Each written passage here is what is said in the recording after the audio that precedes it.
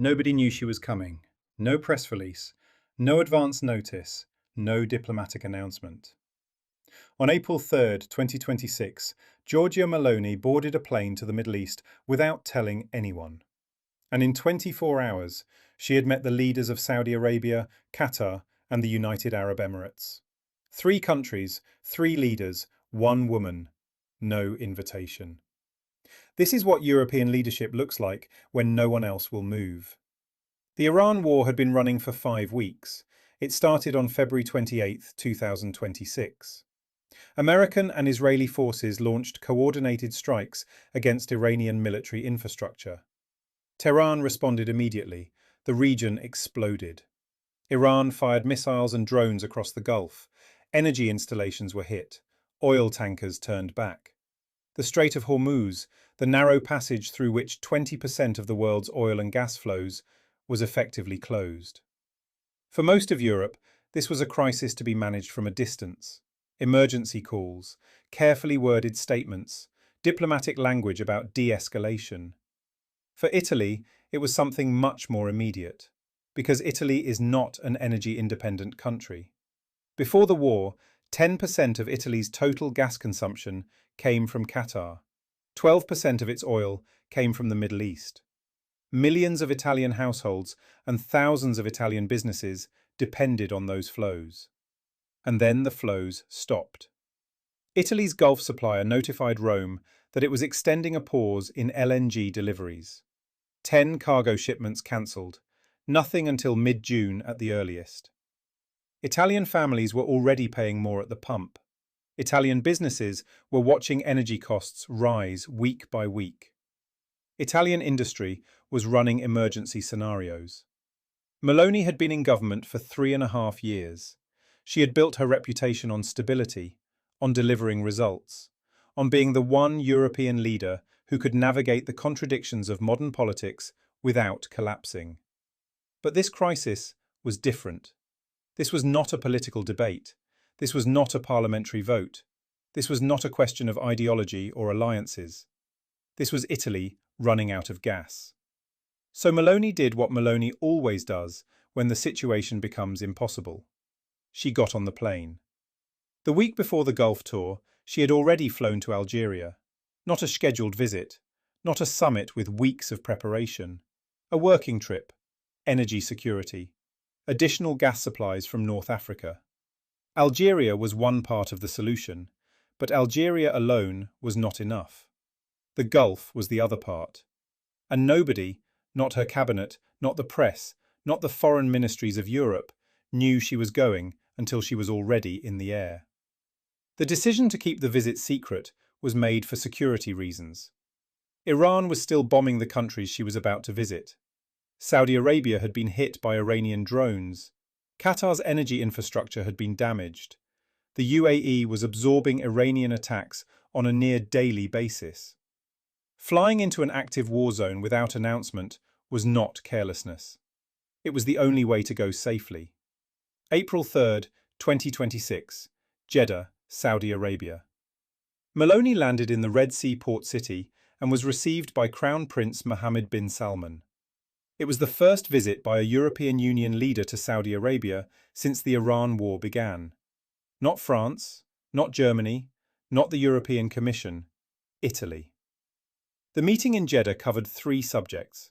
First, the defensive military assistance Italy was providing to Gulf states facing Iranian attacks. Italy had sent aerial defense systems to the region. Those systems were now operational. Second, the Strait of Hormuz. Both leaders agreed that reopening the strait to free navigation was an urgent priority. Every day it remained closed was another day of rising energy costs for Europe and economic damage for the Gulf. Third, energy supplies. The numbers were clear. Italy needed gas. Saudi Arabia had relationships across the region. The conversation was about how to close the gap. The meeting ended. Meloni flew to Doha. Qatar's emir, Sheikh Tamim bin Hamad Al Thani, was waiting. Qatar was not just a diplomatic stop. Qatar was central to Italy's energy calculations. Before the war, Qatari LNG had supplied 10% of Italy's total gas demand, and Iranian attacks had knocked out 17% of Qatar's LNG export capacity. Qatar Energy had declared force majeure on some shipments. The Qatari Emir's palace issued a statement after the meeting, calling for diplomacy and de-escalation. Both leaders agreed on one thing above all else: the Strait of Hormuz had to be reopened as soon as possible. Meloni also offered something specific. Italy was ready to help rehabilitate Qatar's damaged energy infrastructure. Italian engineering, Italian technical expertise, offered at a moment when Qatar needed it most. It was not a symbolic gesture. It was a business proposition wrapped in diplomatic language. Then she flew to Abu Dhabi. UAE President Mohammed bin Zayed Al Nahyan received her for the final meeting of the tour. Meloni expressed Italy's strong closeness to a country that had been a victim of continuous Iranian attacks. She also expressed something more personal: gratitude. Because when the war began and thousands of Italian tourists and citizens were stranded in the Emirates, the UAE had helped organise repatriation flights. Italians had been brought home safely because of Emirati cooperation. That mattered, and Meloni said so directly. 3 countries, 3 conversations, 1 message. Italy is here. Italy will not abandon its partners, and Italy needs its energy. But here is the question that nobody in Rome is asking out loud. What did she promise? Italy has sent aerial defences to the Gulf region. Italian military assets are now operating in a zone of active conflict. Meloni has said repeatedly that Italy is not at war, that Italy will not enter the war. But Italy has sent weapons. Italy has sent defence systems. Italy's military is present in the region. And now Italy's Prime Minister has flown, unannounced, into an active war zone to meet the leaders of 3 countries that are under Iranian attack. Is that diplomacy? Yes. Is it also something more?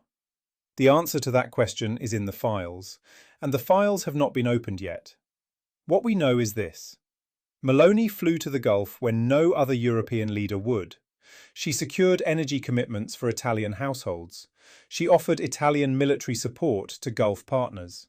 She called for diplomacy and de-escalation, while simultaneously deepening Italy's military and energy ties to a region at war.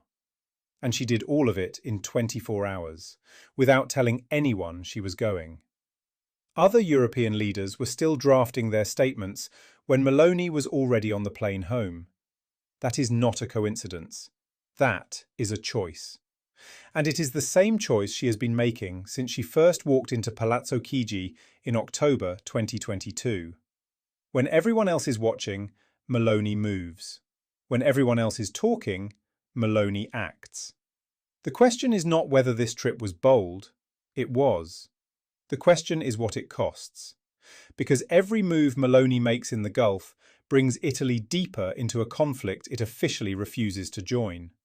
Every weapon system deployed, every energy deal signed, every handshake with a leader under Iranian attack. These are not neutral acts. They are choices. And the files that document those choices are already being written. We will be here when they open.